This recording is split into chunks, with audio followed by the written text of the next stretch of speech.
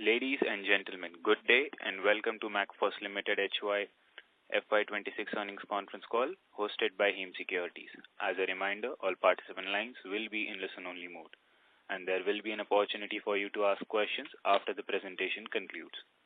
Should you need assistance during the conference call, please signal an operator by pressing star then 0 on your touchtone phone. Please note that this conference is being recorded. I now hand the conference over to Bhumika Maheshwari from Him Securities. Thank you and over to you. Thank you, Samar. Very good afternoon, ladies and gentlemen. Thank you for joining MacFos Limited's quarter and half-year ended 30th September 2025 earnings call. Joining us on the call today from the management team are Mr. Atul Dumbre, Chairman and Managing Director, Mr. Vinod Prasad, Full-Time Director and CFO, and Mr. Nilesh Kumar, Full-Time Director of MacFos Limited.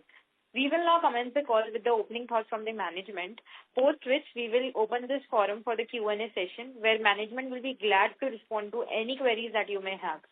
Before we go on to the main call, I would like to read the standard disclaimer. There may be forward-looking statements about the company and the subsidiary which are based on the belief, opinion and expectation of the company's management on the date of this call. The company does not assume any obligation to update their forward-looking statements if those beliefs, opinions, expectations or other circumstances should change. These statements are not guarantee of future performance and involve risks and uncertainties that are difficult to predict. Consequently, listeners should not place any undue reliance on such forward-looking statements. With this, I hand over the call to Mr. Atul Dumbre, sir, Chairman and Managing Director, MacFos Limited, to take it forward. Over to you, sir. Thank you, ma'am. Hello, everyone. Thank you for sparing your valuable time to join and listen to this call. We are very pleased to present our financial result for the first half of financial year 25-26. These results reflect steady and strong progress we continue to make across key areas of our business.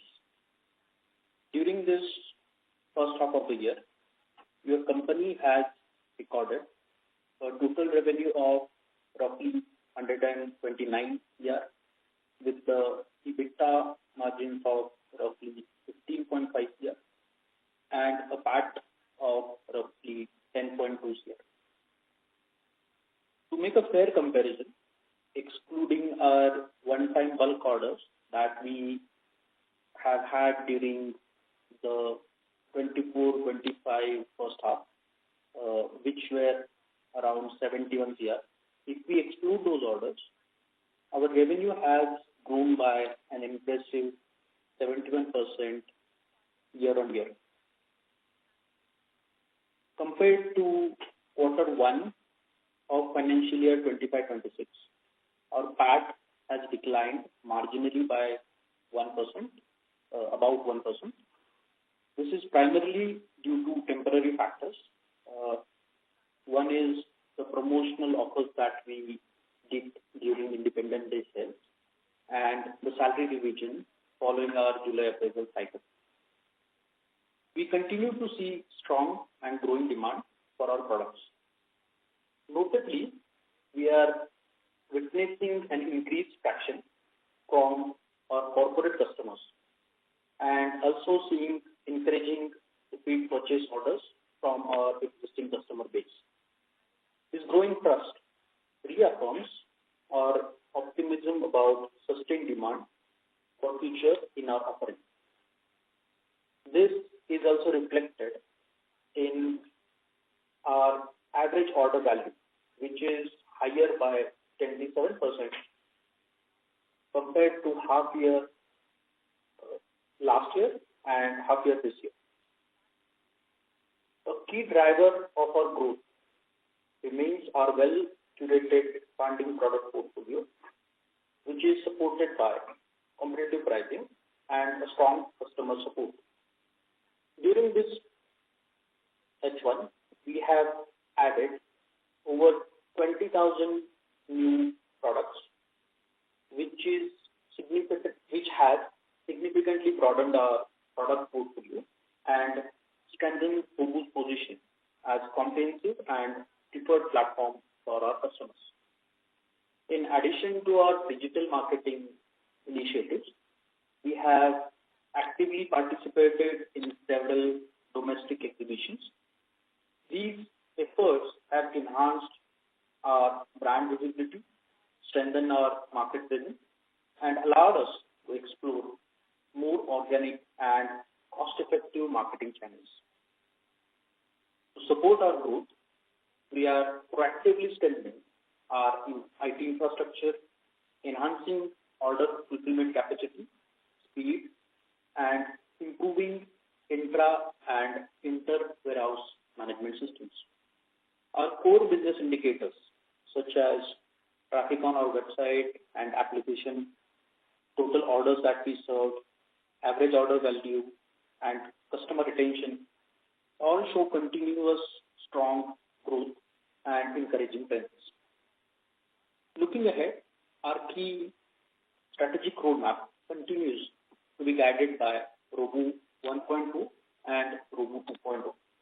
These are our two key strategic pillars for future.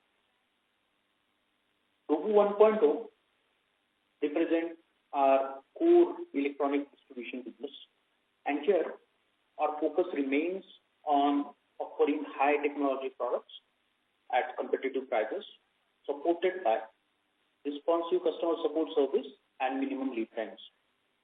We are deepening our supplier partnerships and investing in our IT infrastructure to improve procurement efficiency and shorten delivery times. The continued expansion of our SKU base also reflects our commitment to making ROBU.in a comprehensive and reliable platform in our segment.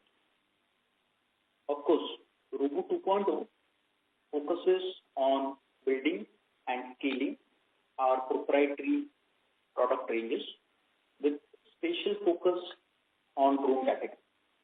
Over the past 2 years, this area has gained a very strong momentum with growing acceptance of our in-house developed products.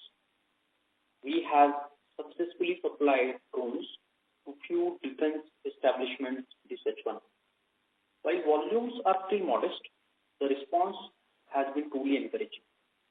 We are also conducting trials and working in collaboration with these units aimed at developing indigenous products and solutions for the future.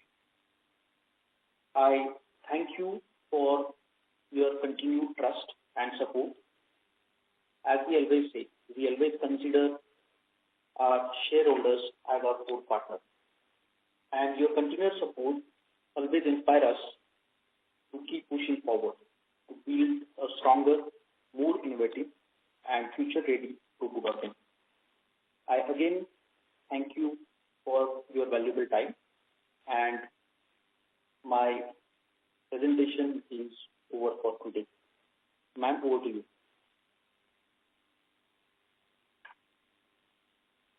Thank you. We will now begin the question and answer session. Anyone who wishes to ask a question may press star and 1 on the touchtone telephone. If you wish to remove yourself from the question queue, you may press star and 2. Participants are requested to use handsets while asking a question. Ladies and gentlemen, we will wait for a moment while the question queue assembles. The first question is from the line of Praneeth as an individual investor. Please go ahead. Hello. Thank you for the opportunity. So I was wondering in terms of trying to understand the overall electronics industry in terms of kitting. I understand we are just a supplier at this point of time, but are we also planning on looking into kitting as an idea, because then you can increase the average order value by a lot more, right? So I was wondering your remarks on that. Mani, your voice was a bit breaking. Could you please repeat the question? I'm a bit audible now. Yeah, you're audible, but it was a bit shaky, so I just missed some words in between. Okay, so I was trying to understand the electronics industry, and I realized that kitting is a large factor, right? So first, there's suppliers like you, then there's What is large factor? Sorry. What is large factor? No, kitting as an aspect of the overall electronics industry. It's large factor. Okay. trying to understand. So right now we're just a supplier, right? Are we planning on also going into kitting as an aspect of it? Because as these EMS companies tend to get bigger, kitting can be an option for them. So how are you seeing the overall industry dynamic in India for that? And how does Robo want to participate or not participate in it as a strategy?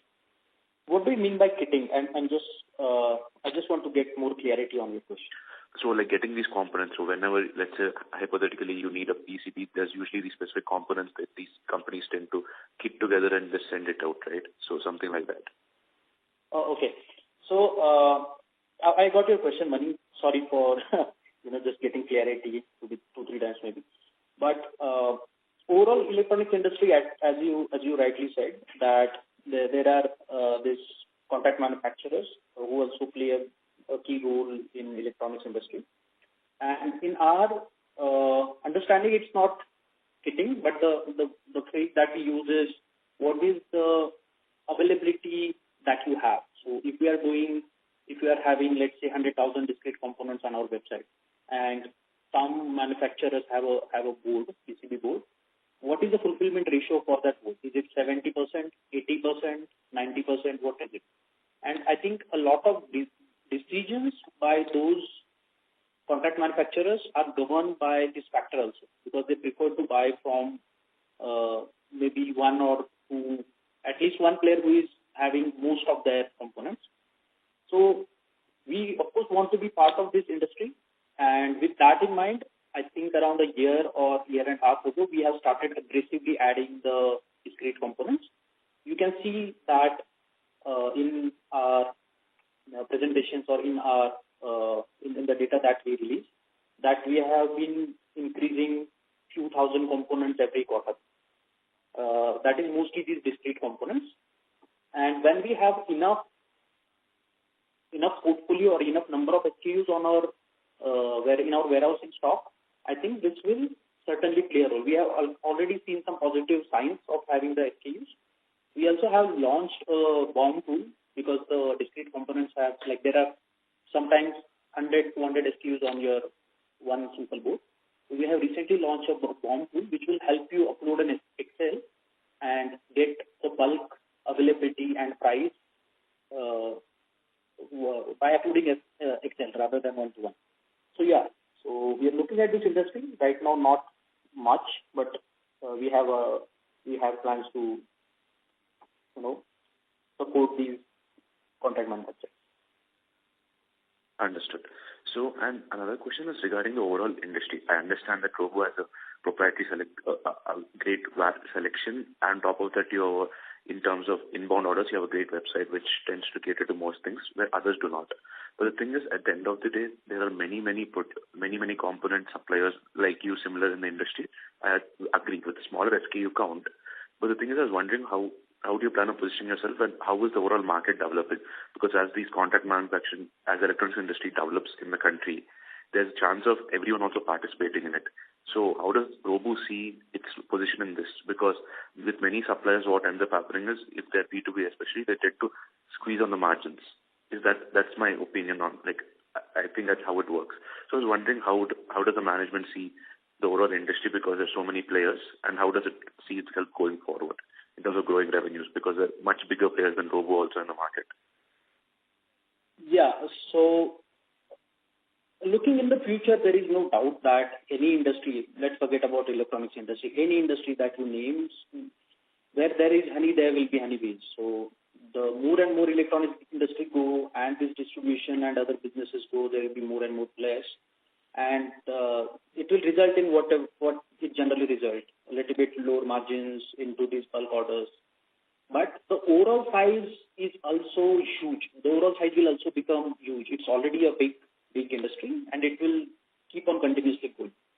And we already have taken note of that, and we are trying to build our own brands.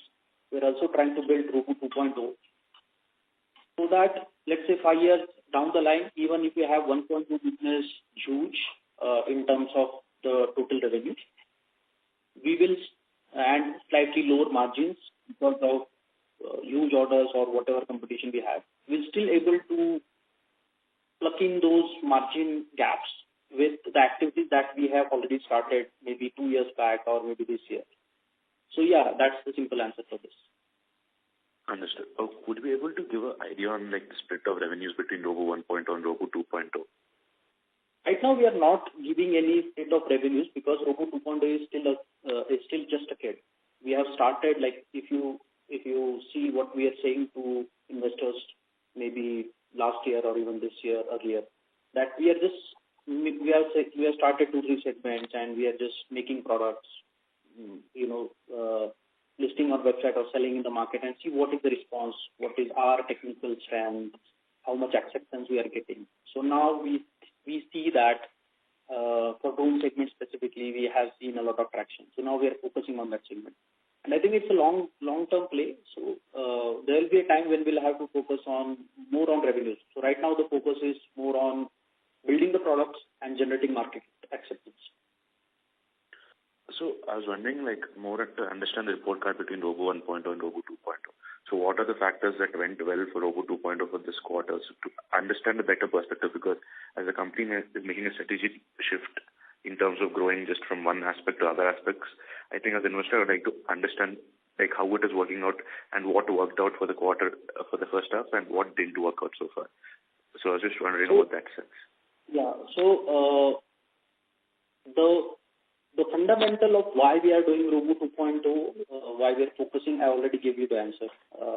For the future, we are banking on that. And we consider ourselves as a tech company, so we want to do this stuff, which will have better moat and have our own products and so on and so forth. Secondly, on quarter-to-quarter basis, I think it's really hard to judge something like Robo 2.0, where we are launching the products, developing the products, putting a lot of efforts in developing, putting them in market, getting a market feedback and going forward. So in a nutshell, if you ask me, when we started Robo 2.0, we were doing products in 2-3 segments like sensors, some controller boards, some drone products. Now I think more of our focus is on drone products, our own drone products, because we see a lot of traction to that segment from market. And I think that is the crux of where we have reached in Robo 2.0. So from starting just building the products and getting the market response to now more or less focusing on one sector or being bullish in one sector is something that is the crux of how far we have come in Robo 2.0. Understood. So while I try to understand the overall gross margin figures, because I've noticed that it's remained around 25%, barring the first half of 25 where you hit the bulk order. So I was wondering, as you grow larger, you also acknowledge the fact that you might need to compress a little bit of the margin as the orders grow bigger. So I was wondering, with the inclusion of Robo 2.0, do you expect this 25 figure to maintain as you grow, or do you expect it to expand beyond this, despite the margin compression you might receive from larger orders? We at least want to maintain the figure. That is always our first priority. And if and when we get a better response for Robo 2.0 and we start selling higher percentages, if we are looking down the line 4-5 years, when we evaluate how much percentage of total business is 1.0 and 2.0, nobody knows at this point.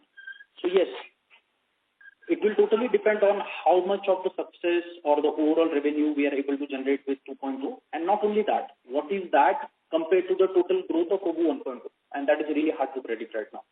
So the more Robo 2.0 growth, of course, it will help us in terms of margin, but that is not the only factor. Our own brands, also some of the small service business that we are doing, those are also the factor. We are also trying to do certain activities on our Robo 1.2 business where we will be able to preserve the margins or increase the margins by 1% here and there. So, yeah, but the increase of margin will be dependent on Robo 2.1 to 2.0's products and the market response, overall revenue that we will be able to generate beyond the rest. Maintaining part, it's overall 1.2, 2.0, both we want to just, at least we want to maintain. Got it. So could you also list out like what are the specific factors you're doing at this point of time that is helping you going to maintain, because you just mentioned that you're doing specific like the small service business or the other thing you just mentioned. Could you list out those things? What is helping you in terms of maintaining the gross margin? Robo 2.0 is obviously one of the major things, but if you just remove Robo 2.0 and focus on Robo 1.0, one is always our IT infrastructure development. We want to do as much of the work automatically, autonomously. We have our own ERP, we have our own other IT softwares, which we keep on developing month on month. We have a small team in-house. That is one of the efforts. Second is, it can be summarized in one word: efficiency. So through our IT infrastructure system. Second is, major chunk is our warehousing. So maintaining lower inventory, maintaining better inventory, having the more efficient warehouse operations, even to the level where what is the cost of packaging and shipping one order. If we can reduce that by so and so, it will be more efficient. Third segment is always supply chain. So we are always thinking of how we can get better prices by increasing bit of volume or having better relationships with our suppliers, and how we can squeeze some efficiency out of that. So these three areas: supply chain, our warehousing operations, and IT infrastructure. I think these are the key factors where we focus to increase efficiency in Robo 1.0. Also, there is this factor of having higher and repeat orders of our corporate customers, because though on margin side they'll look smaller, but the volumes are really encouraging. So that side of getting more business from them and aligning more with them is also one of the factors. Understood. But you mentioned that you're spending a lot of IT, but so is employee cost also growing. I understand with the scaling you're doing, employee costs tend to grow. But could you give a forecast on where do you think this might stabilize in the overall picture? So generally our appraisal cycle is in July. So from July, August, September, from month of July, we have increased salary. But that salary is going to stay for the next year. It's not going to increase for the whole year now. So I think it happens, and then we reap the benefit of that, throughout the year. So when you see we have been doing this every year now, so it's not new thing, and you'll see it settle down by the next year. We'll have the figures because revenue is growing, our profits are growing accordingly, and the percentage.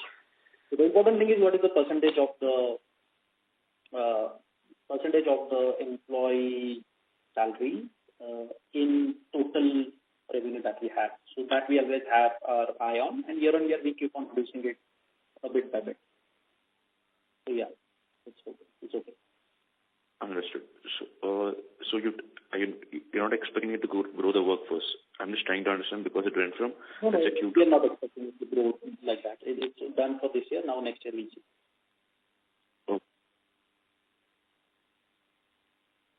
Okay. Hello. Yes, sir, his line is disconnected. Thank you. The next question is from the line of Kiran from Table Tree Capital. Please go ahead. Hi, Atul. Good afternoon, and congratulations on a great set of results. A bunch of questions, Atul. Really impressive how the website visitors keep going year on year and orders served. So the average order value is very intriguing, Atul. We have had a 27% jump. I'm just looking H1 to H1, right? 27% jump.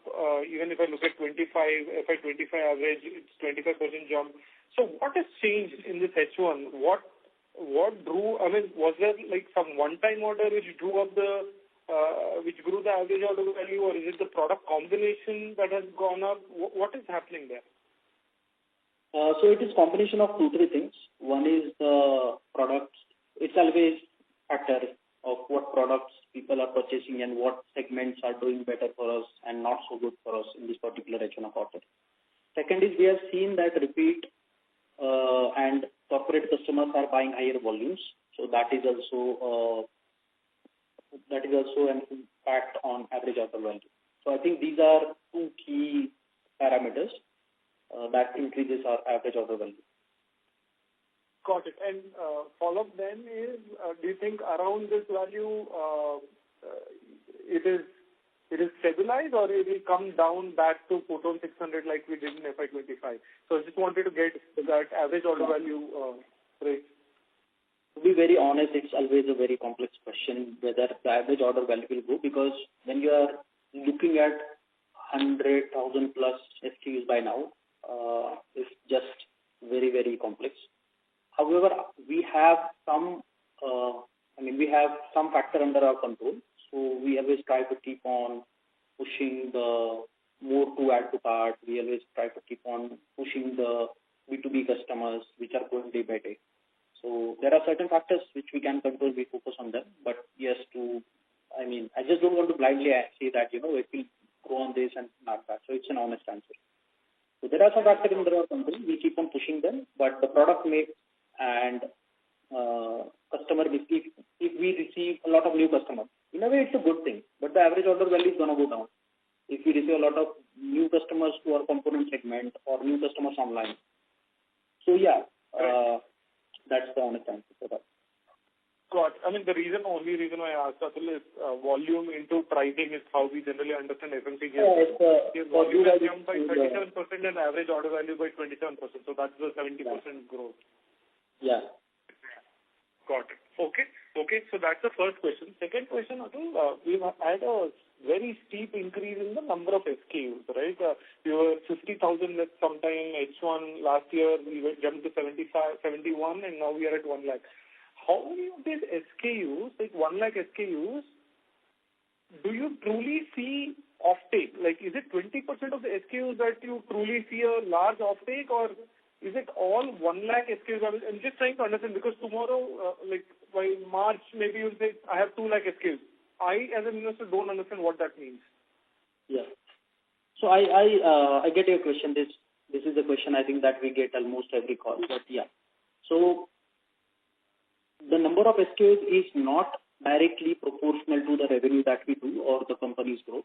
It depends on what sector. So, for example, if we are some are high value products. So, if I am adding a product which is like selling price of 10,000, 20,000, and if even 100 SKU of that, and compare that to a product of selling price few rupees, 5, 10, 50 rupees, and adding thousands of that.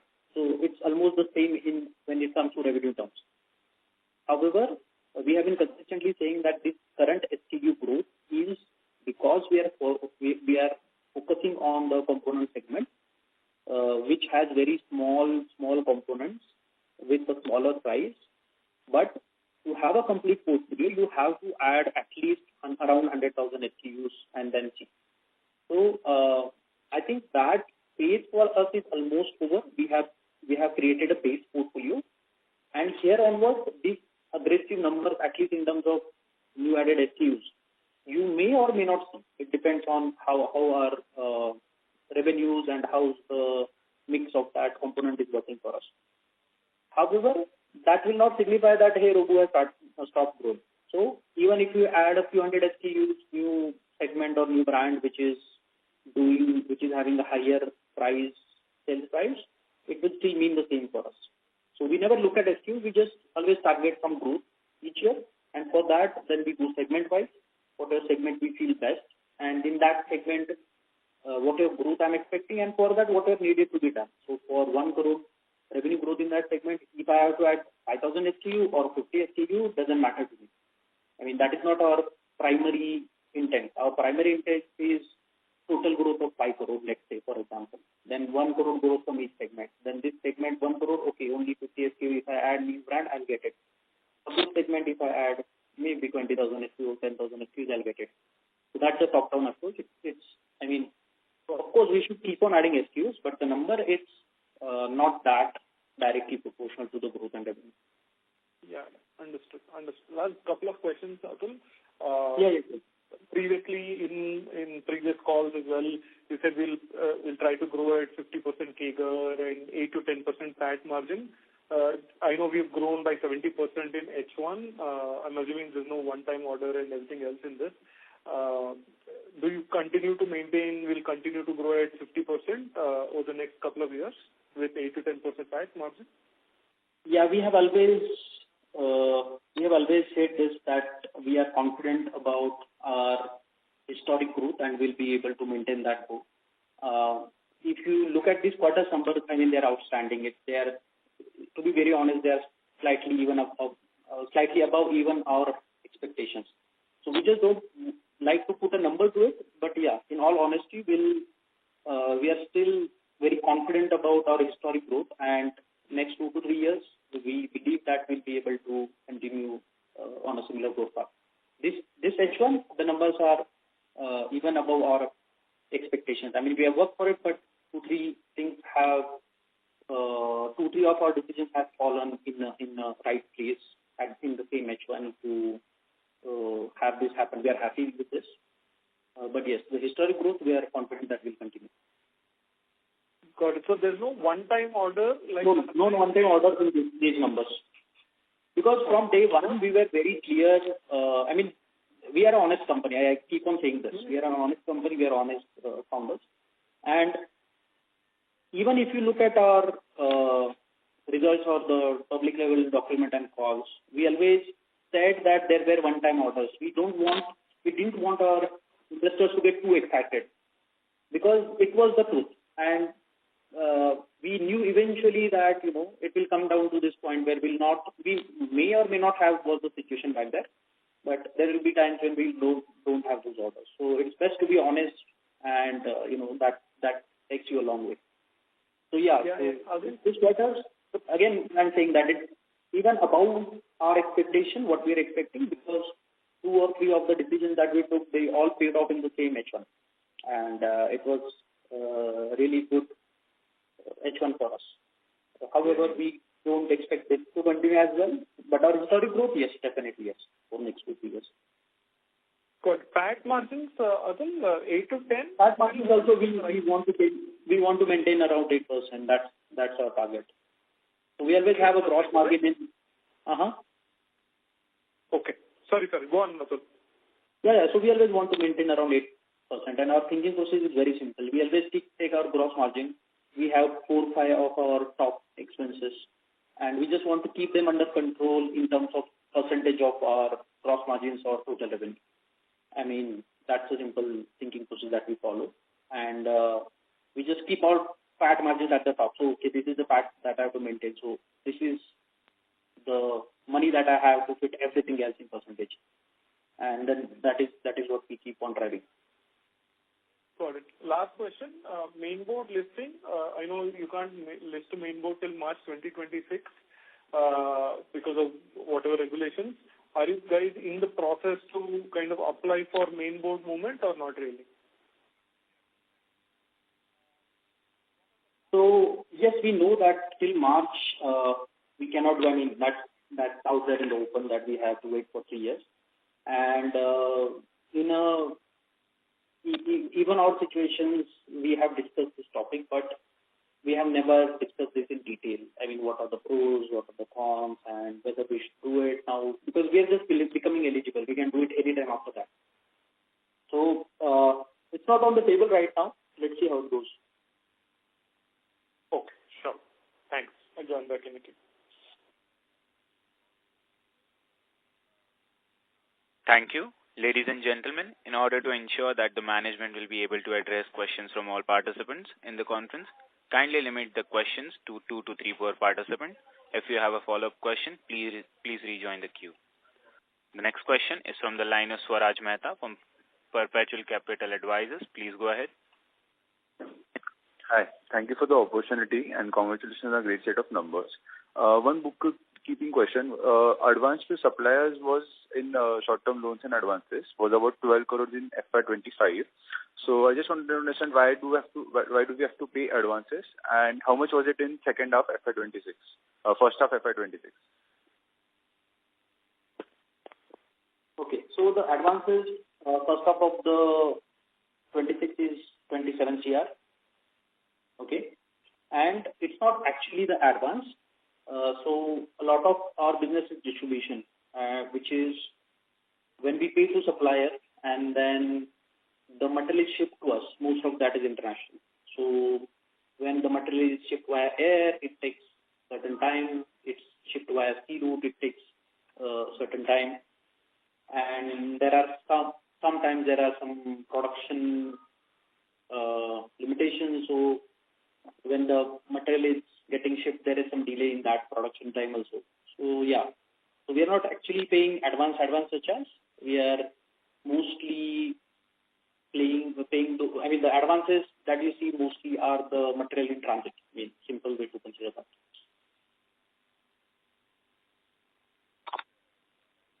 Got it. And could you share a bit more about the typical customer profile for Robo? Like, are you seeing high traction from educational institutions, startups, or corporate clients? And how has it evolved over the last few years as the business has scaled? So, fortunately, our business is a very good mix of different customers.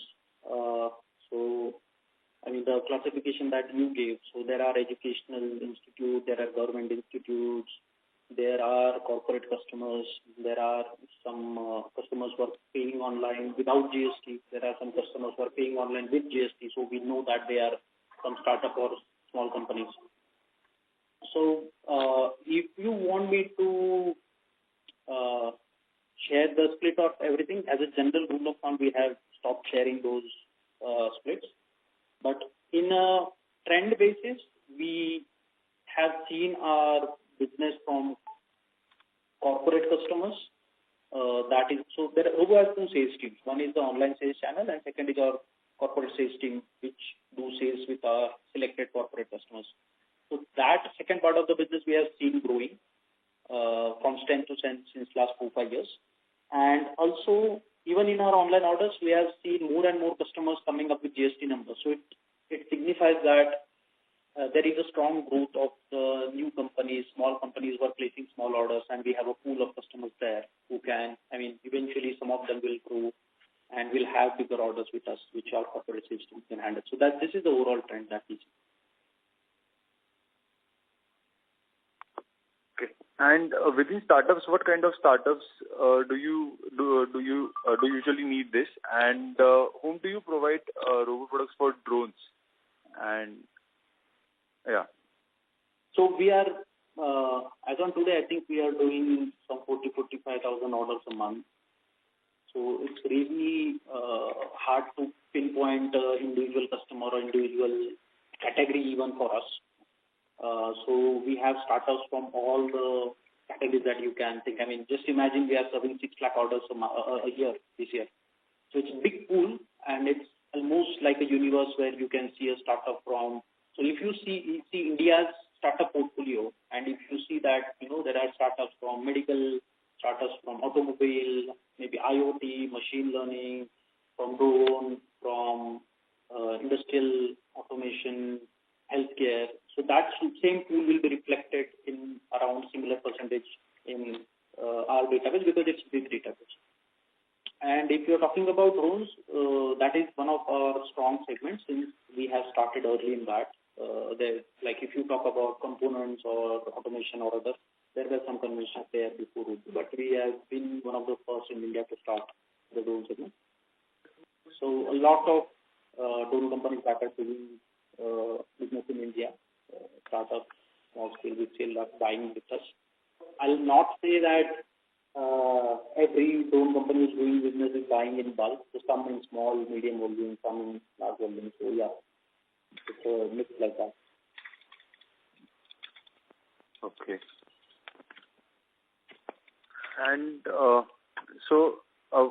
what initiatives are we taking in to increase the average order value and bring in more recurring customers? Is that? Yeah, so for average order value, we are generally focusing on adding new products because adding new products gives more opportunity to sell the same customers. New products to same customers gives us more opportunity. So becoming more comprehensive is always a part of increasing our average order value. Then increasing our corporate customer portfolio because those are the customers who generally buy in bulk, higher volumes. Those are industrial customers. So that is one of the things that we do. Then there are some other initiatives that we do that, you know, having a better service so that if a customer buys something and he knows that something like Amazon, if you buy from Amazon, you are almost stuck to Amazon because you know that, you know, it's way better in service. So there are 3-4 things that we do generally. So I would say increasing number of products, increasing number of corporate customers, having a friendly or better service, from Robo side. So these are 2-3 things that we do. One last question. What product categories were the top performers during this period? That is something that we have stopped sharing publicly because we believe that is something that is a competitive advantage for us, that we know which categories are doing well, and then we can plan in advance compared to other people to strongly build those categories. And by the time everybody knows, we already have good, strong presence in the category. Okay. I'll get back into it. Thank you. Thank you. Thank you. The next question is from the line of Swechha Jain from Whitestone Financial Advisors Private Limited. Please go ahead. Hi, sir. Am I audible? Yeah, you're audible. Thank you for giving this opportunity. Sir, I have a couple of questions. So my first question is, I know you're not giving the revenue under Robo 1 and Robo 2, but would you be able to give us the volumes that you did in Robo 1, Robo 2, and the margins for this quarter in Robo 1 and Robo 2? Would that be possible? No, we are, we don't have plans to give that. Okay.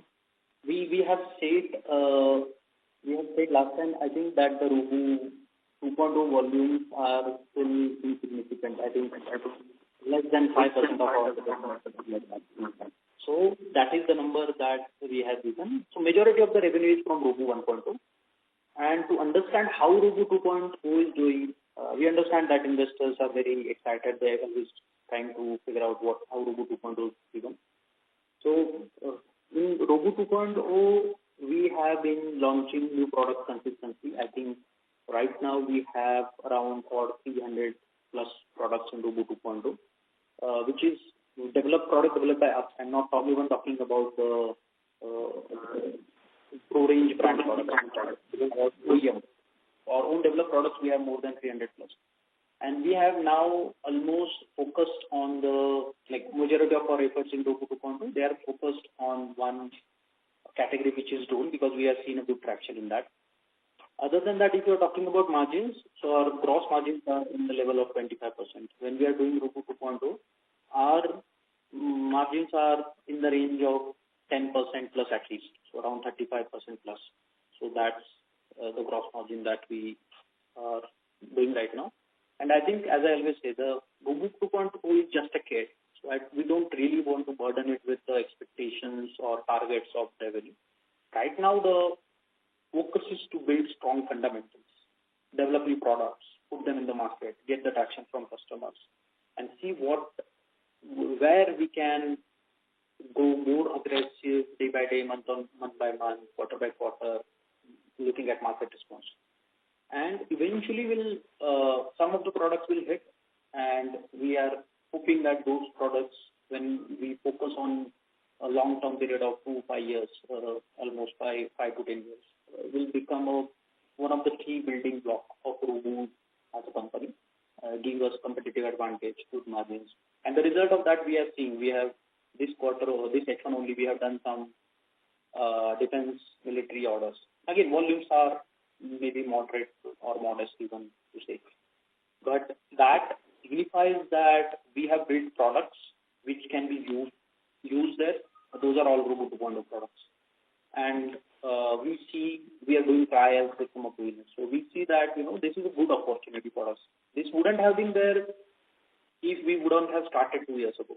And not even in my wildest dreams, I would have predicted that, okay, these kind of products will go in this kind of applications and we'll see a good response from this kind of defense establishment.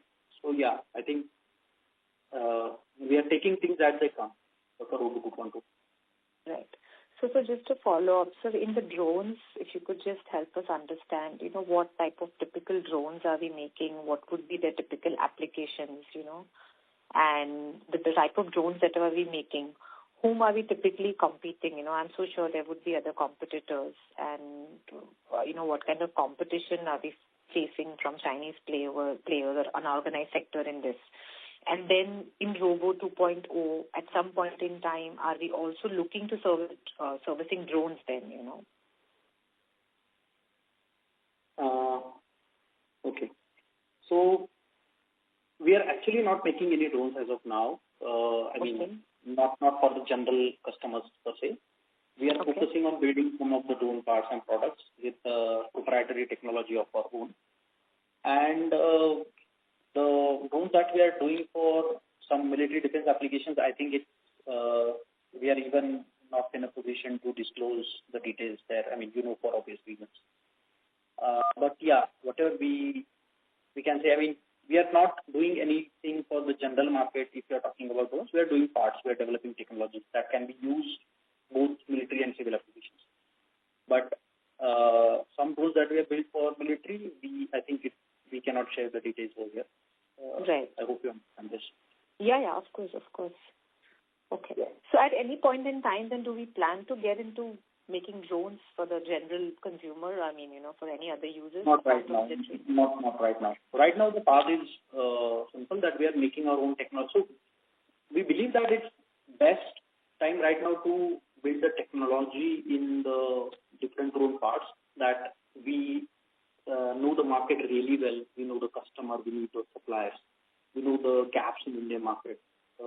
And with the situation that is, you know how the world dynamics are playing right now. So we see we hope that there are some good opportunities that we'll get in future.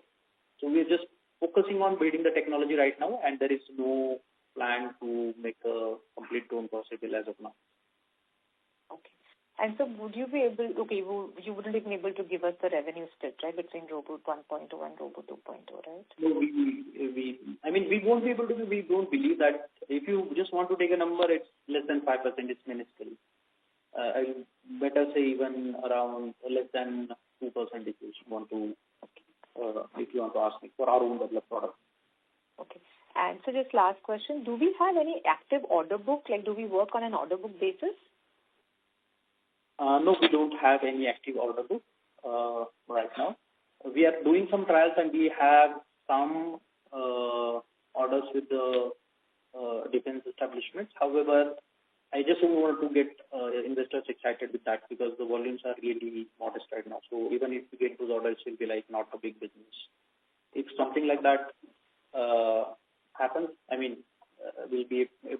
share that with the market right away. Okay. Thank you, sir.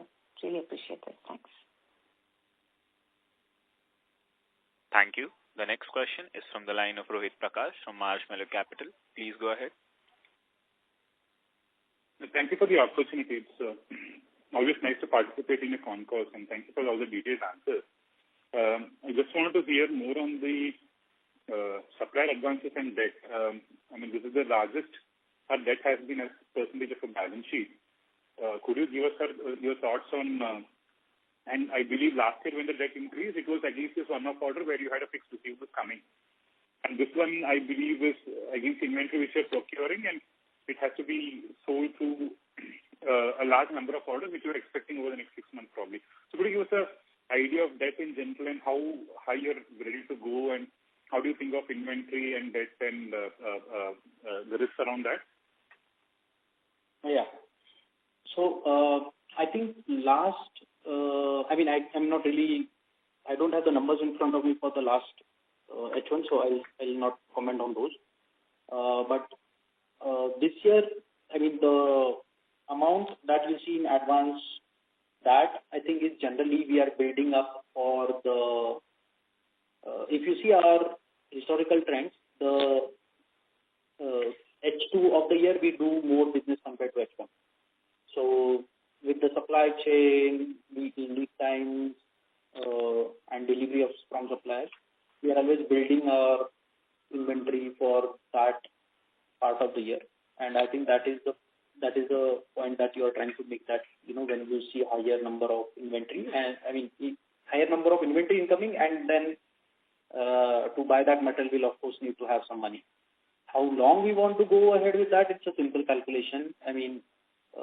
As long as I'm confident that I'll be able to sell those products at a certain profit margin, I'll able to get certain margins out of those. Why not? Whatever, that's the business that we have, right? So as long as we are confident it will result into the revenues and the profitability in future, we will try to go and, get the depth as possible. We don't really think of that as a liability. We think of that as an asset. As long as we are confident we are managing that well, I think that's really an asset for us.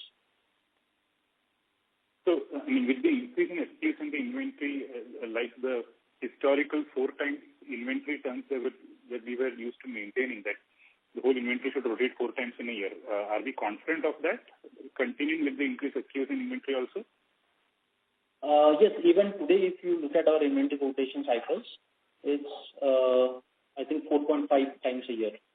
So, yeah, around 4 times, we are confident. Understood.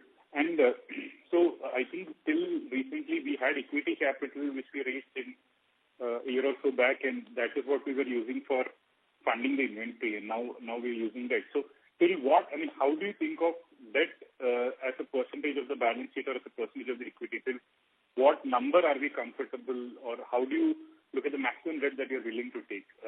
Is there any thoughts around that? Rohitji, to be very frank with you, we really don't have that number.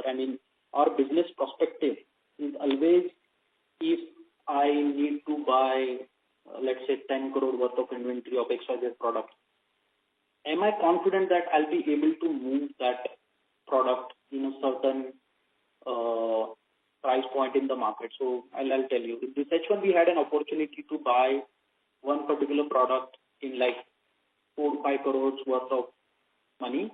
We have to invest in that product. But we were very confident that we are getting a certain discount if we buy that volume, and we will be able to move that product quickly in the market. So we invested, and as a result of that, we see that it has reflected in the inventory, reflected in the revenues, and it was at a good margin. So the decisions that we take are totally like this: that if I see the opportunity to move the revenue up, and I'm confident that it will, then we'll do that. We'll do that. So, generally what happens is we don't get an opportunity that, okay, suddenly we have to go for maybe 100 crore extra debt. That's outrageous. It will never happen. So it is generally in tunes of the overall revenue that we are doing. And we just take the decision as and when required. So our main focus is on increasing revenue and with profitability. So for that, whatever debt is required, if we are willing, we are confident that we'll be able to pay to banks and still make margins. Why not? Understood. Thank you. And my last question is on something you answered earlier. So with time, what is happening is Robo is increasing the scale of operations, which should result in better pricing as compared to other competition for us from our principles. In addition to that, we are increasing the number of SKUs widely also. So we want to become more and more of a one-stop solution where we get the widest range of products at the cheapest possible price in the shortest possible time. Given we are moving more and more strongly in that direction, I'm guessing even clickbait products should not attract customers, right? So why would a customer even try some new website or company, or how would a new competition compete against Robo is something that will be interesting to hear from you. Rohitji, I'm sorry, but I didn't get your question. What is the value proposition a new guy or an upstart new startup in your space can offer that you can't offer? With the range of products you have, the pricing you have, which I get your point. I get your point now. So, that's the whole point, because the number of products we have, so there are multiple USPs that we think that we have been building for the last 4-5 years.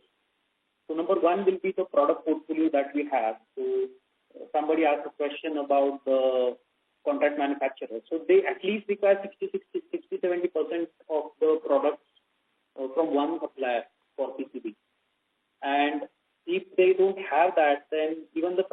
question of price is irrelevant for them. They don't want to go and buy small products from different 60, 70 people. If you're talking about maybe something like a drone customer, he is not interested in just buying drone motors. He wants a solution where all the products on the drone, if not all, majority of the products on the drone are created by a supplier. So having a good product portfolio is one of the key USPs that we have. Second is, I think, robust reach and trust of customers that we have built through the technical support or the overall support that we give.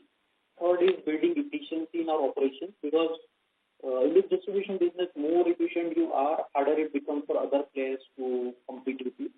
Our efficiency comes from efficient supply chain, efficient warehouse operation, and efficient IT infrastructure. It's not built in a day. It's not even built in a year or 2 years. We have been consistently putting focus on that for the last 10 years. And now I can confidently say that we are in a position where these systems are really working in favor with us.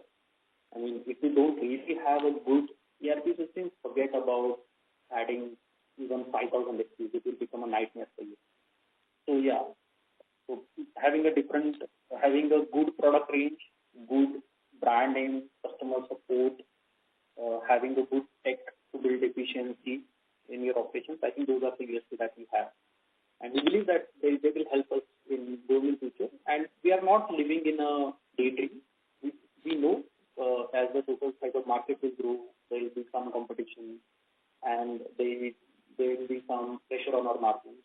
So we are actively trying to build the moves for us, which will help us to retain that 1-2% extra margin. I mean, that is what it will boil down to. How we can protect that like 1 or 2% of extra margin that will be under pressure with the competition for our bulk orders or as the business growth. So yes, we are confident that we'll be maintaining this. And at the end of the day, I think we always look up to somebody like Amazon. I mean, what is Amazon if you just look at them as a nutshell? They're just buying products for somebody and just not even buying. They're just a platform who is selling the products. They don't have any competitive advantage if you look at them that way.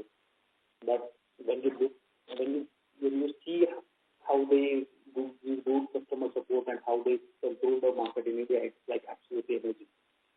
So if somebody who is not even having their own inventory and asking people to sell on their platform is doing that, why we can't do this? We are absolutely amazed by how Amazon does it. Even if you are able to pull out 10-20% of that, we are good enough. Well, thank you so much. And one last question on the inventory again. So we mentioned about 4 to 4.5 times inventory turns. Would that include the material in transit, which is in customer advances that we talked about, or is it excluding that number? I think that's the inventory in our warehouse. So it's excluding that. So when we talk about the rotation, it's inventory in our warehouse. And as an investor, I want you guys to understand that the inventory in transit, that is also a function of the nowadays more and more material we are importing via the sea route. So the inherent transit time for that is more. So that I think I have been mentioning since last week or as well that this will happen, but it's okay. We also get some advantage in pricing because of volumes. Logistic costs are less. So give or take, it becomes null and void or slightly advantageous for us. Thank you. Thank you so much for your answers. Appreciate it. Yeah. Okay. Thank you. Thank you. Ladies and gentlemen, in order to ensure that the management will be able to address questions from all participants in the conference, kindly limit the questions to per participant. The next question is from the line of Parikshit Kabra from Peak Day Advisors LLP. Please go ahead. Hi, thank you for the opportunity and congratulations on a great set of numbers. I'm actually going to ask a very generic question. I've been listening to the conversation and I don't know if I've missed something, but I'm just trying to understand what is going right for you guys, right? Of course, you guys are increasing your number of SKUs, but I'm also guessing that there are certain set of customers that are working out well for you. Is it still remains the smaller tail end customers that are able to penetrate more, or are you getting more market share with larger customers? overall, where is the growth coming from? What are the main drivers of it? What are you thinking is working out for you? That's what I'm trying to understand. Parikshitji, I think it's not a simple question. It's not a general question. It's a very hard question to answer for me. But yeah, in a nutshell, I think the simplest answer to this question will be we have planted a seed 10 years ago. And we have nurtured it. We have worked hard protecting it. And it is resulting into what we see today. Along with that, we are extremely fortunate. I mean, I will not take all the credit. We are extremely fortunate to be in the right industry and at the right time. If you look at India's overall paradigm, electronics industry paradigm, so if you go back 10 years and then 5 years and then today, you'll see a consistent growth in this industry. I mean, the government policies of making in India, overall growth of electronics. 10 years ago, your car was mechanical. Now it's all electric. 10 years ago, there were hardly any startups. Now there are thousands, I mean, if not hundreds of thousands startups around us. So this being in the right industry at right time has played in our favor. And I think it will play in our favor because we believe next 10 years are India's 10 years, at least for, the growth in the electronics industry. Okay. So I think that is one of the important factors. And second is that when there was very less number of people or less startup. I mean, when we started, Amazon was not even active in the Indian industry when we started our e-com. So we were early movers in that. We got advantage of that. And then we have worked hard. We have added new products, new segments on our websites consistently. And we have just done the basics right. So the water is, I think the river is flowing fast. That is the electronic industry. And we are just managing to steer our boat well. That should be the answer. No, thank you for that. Just a nuance that I'm trying to build is that currently the growth, is there a particular type of customer or a particular type of category of goods? I know you're not giving category-wise, and I'm not asking for that, but from a customer segment-wise at least, is there a particular set of customers that are resonating with you well? Yes. If not one customer, but I'll say a particular category. So we have seen for last 5 years strong growth from the industrial customer side, B2B customer side. That is something that is helping us. Secondly, if you are asking about the segment, I don't think there is one segment because not one of our segment is having more than 25% revenue share in our overall business. So that way we are very fortunate to have a mix of good segments, to have a mix of a vast variety of customers, products and segments, even suppliers, so that we get the benefit of not being dependent on some customer or some supplier or some segment. But yeah, we can say that growth has been partially fueled by the industrial customers that we are able to associate with and increase the overall order value and increase the overall revenue. All right. Okay. Thank you so much. Yeah. Thank you. Thank you. The next question is from the line of Swaraj Mehta from Perpetual Capital Advisors. Please go ahead.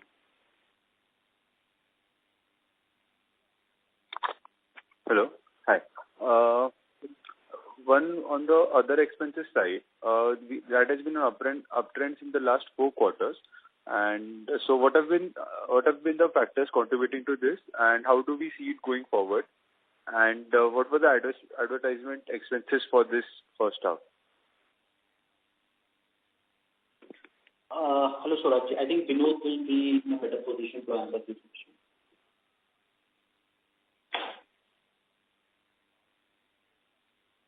Yes, Swaraj. So on other expenses side, there are many factors which have increased. So first, as we had mentioned, first component was salary. We had recently appraisal of salary, so that's one thing which have increased. Second is we can say marketing, and third may be related to IT services that we take from outside. So these are three major things on other expenses side which have gone up.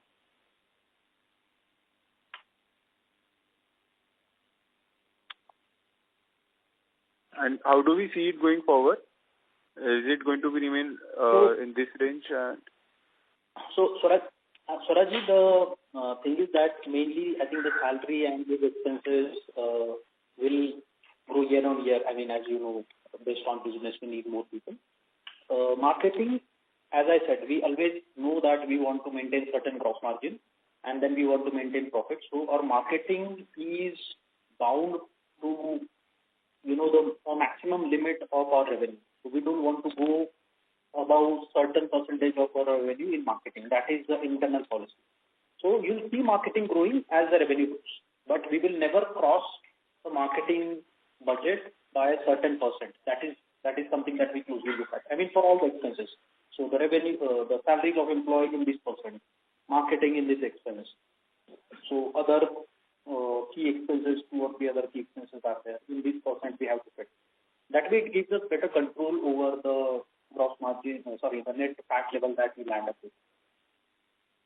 So we don't really worry much as long as it is into that certain percentage area. So it might go 25 basis point up in a certain quarter. It might go down 25 basis in a certain quarter. If you talk about last year, we have been spending some extra marketing budget in the exhibitions that we are attending. We are almost attending exhibition every month now. I mean, even today, our team is attending exhibition in Delhi. So, but we have seen some good results of that. We have gotten some good industrial customers. We have seen some good brand visibility, more organic traffic. So, yeah, even after doing that, we are still in that, under that percentage range where we want to maintain. Okay, got it. And the majorly variable expenses would be advertisement and package and delivery only, no? And that will go in line with revenue. Yeah, it should be around that. Okay. And last year, the bulk order which we had, can you provide more details on the nature of the order? So what were the products involved in it and whether it was from private or a government customer? We have avoided providing details for that on calls, publicly for that. And anyway, I think it is irrelevant now because we have stopped. We are almost certain that we will not receive those bulk orders again. So it has become irrelevant anyway. Sorry, I could not hear you. Can you repeat? Yeah, I said that even when we are receiving those bulk orders, we have avoided providing details for those bulk orders, like who customer and what kind of products. Okay. And I think where we are sitting right now, we are very sure that we are not going to receive these kind of bulk orders in future. I mean, in recent future, at least no. So this thing has become irrelevant for us. So we are now talking the revenue without bulk orders anyway. Okay, got it. Thank you so much. Yeah. Thank you. The next question is from the line of Manav Vijay from MV Investments. Please go ahead. Yes, thank you very much, sir, for giving me the opportunity. Sir, I want to understand your Robo 2.0 slightly better. So, is it possible for you to enumerate what kind of capex plans do you have for this segment for next 2-3 years, if you can elaborate? And second, when you say that you want to manufacture compared to the trading that you are doing as of now in Robo 1.0, so can you elaborate more as to what you mean by manufacturing? So how many steps you are taking, let's say, going back in terms of backward integration? Okay. So I don't know exactly what we mean when you say backward integration, but I'll try to answer your question based on earlier question that you asked. So one is right now we are investing more in developing teams who will do the design and development of new products. So right now on table, actually there is no question of the new capex in machineries or some big investment like that in factories because we're just getting started. We don't have much of the revenue. Just to give you an idea, if you look at a simple PCB, we have some modules which looks like a PCB and some components on it. So we are getting the PCB manufactured from outside. We are also getting the components manufactured, the the components soldered on it, tested and everything from outside as on today. Why? Because the volumes are such that it is more convenient for us, more economical for us to do that. In future, 2 years down the line, our volume increases. I'll have to maybe think about at least having some machines to solder the components in-house. Now, how much those machines will cost, how much that infrastructure will be needed, I don't know as of now. Depends totally on how many products I'm selling, and at that volume, is it really more economical or efficient to get that done in-house or not? But as a principle, our key focus is always more on creating IP, developing our product, having the software IP or having the hardware design IP around our own products, the brand IP around our own products. That is the crux of the Robo 2.0, where our IP will give us margin. And because I have margins, even if I have to lose 2% over the manufacturing, outsourcing the manufacturing to somebody in Pune or somebody, I'll be more than happy to do it because it gives me more flexibility to do more higher IP activities in-house. Okay. And so as of now, the focus is on actually developing the team which will do the design and the development part.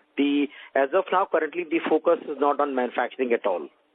As you move along, as the volumes will develop, then you might put machines on the ground. Yeah, absolutely, Manoj. You got it right. Okay. And maybe, sir, let's say my question could be wrong. So let's say compared to the already, let's say established manufacturers from where you are sourcing your parts as of now, so when you develop your own design and you get them manufactured, let's say even if, let's say within India, the overall costing of that product under Robo 2.0 comes out to be lower than what you purchase under Robo 1.0. Is that correct? First of all, Manavji, the understanding of what products we make in Robo 2.0 is very important. We are never trying to replace the product by any manufacturer that we are already working with. We are always trying to find the gaps in the market and fulfill those gaps.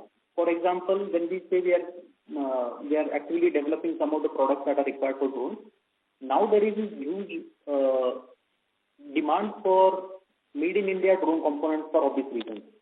I mean, there you don't really have to think much about, these other manufacturers developing and all for the defense people at least.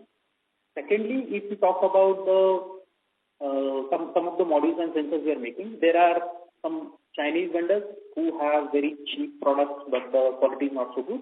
There are some players from the European market or American market.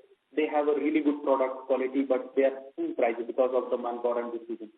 So we believe there is a gap in the market for Indian brands who is making the modules, and it can be reasonably priced in between, where we will have a competitive advantage once we develop a brand of our own. So things like that we try to find out in Robo 2.0 and develop accordingly. Okay. So this is really helpful. I wish you all the best. Thank you very much. Thank you, Manojji.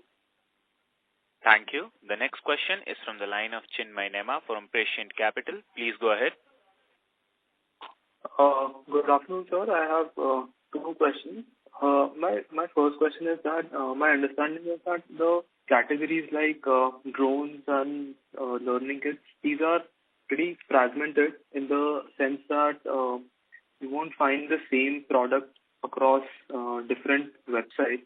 So typically, when a customer is coming to Robo, do they look at the assortment that is there on your website and then choose from whatever is there, or do they come with some specification in mind, and if that product is available, they would buy it from you or otherwise go on a different website? Okay, Chinmay. So the thing is that customer always have, it's not always, I would say, but more often than not, customer have their end application in mind with this product. That, okay, I want to get so and so things done. So I want to measure the distance. So how much of distance I want to measure? Maybe 10 meter. Okay, what is the accuracy? 10 meter plus minus 10 centimeter.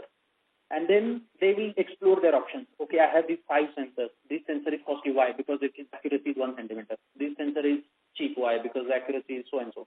Then what is the compatibility with my devices? And then they'll figure out what fits the best to their requirements. So they're always thinking to get some job done. And we have noticed that they are less brand sensitive. However, as the field matures, then there will be top 2-3 suppliers who, or top 2-3 brands who kind of become known in the market for their cost and quality, or used by many people. So people know that, okay, these are the brands that generally work.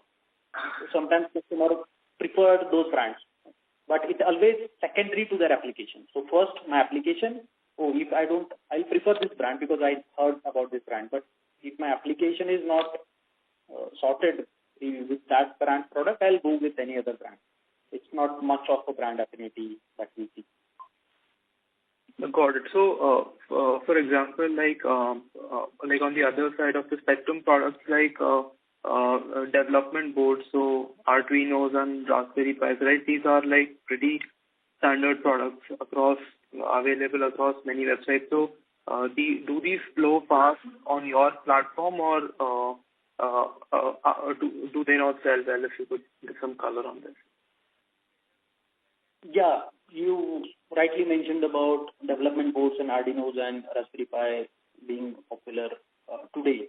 We started working with these brands, Raspberry Pi maybe 8 years ago, Arduino was like 6 years ago. We drive a lot of volumes for this brand, and then it gives a certain price and disadvantage. So that is there. About customer behavior, I'll still say, even Raspberry Pi being a very popular brand, a customer is never thinking that, okay, let me buy a Raspberry Pi. He is always say that, okay, I want to do, on my machine, I want to have a small development board which will help me to run this particular display and to do some image detection using some camera. Then he will figure out what is the best solution for that. Since it is for industrial case, I would need to have a good product with certain warranty and something. Then he might choose from Arduino or Raspberry Pi or maybe NVIDIA Jetson board today, or maybe some 1-2 more manufacturers. He will have slightly more affinity towards Raspberry Pi because he knows the brand. But if he sees 8,000 rupees worth of Raspberry Pi and the same functionality on 5,000 rupees worth of some other brand product which is decent, giving him 1 year warranty, I'm pretty sure he'll go with the 5,000 rupees product. Okay, sure. And lastly, I'm not sure if I missed this. Could you give EBITDA level guidance, margin guidance? So we generally avoid giving any future guidance, but we are confident to maintain the EBITDA level margins. I mean, if you look at last H1 and this H1, they are almost similar, give or take 1%. So on PAT level, we are always trying to maintain around that 8% margins. EBITDA level, mix of products and the quarter and this yearly level, I'm pretty confident that we'll be going in the smooth 1 or 2% gap. But yeah, our main target is always on the PAT level. Sure, thank you. That's good from my side. Okay, thank you.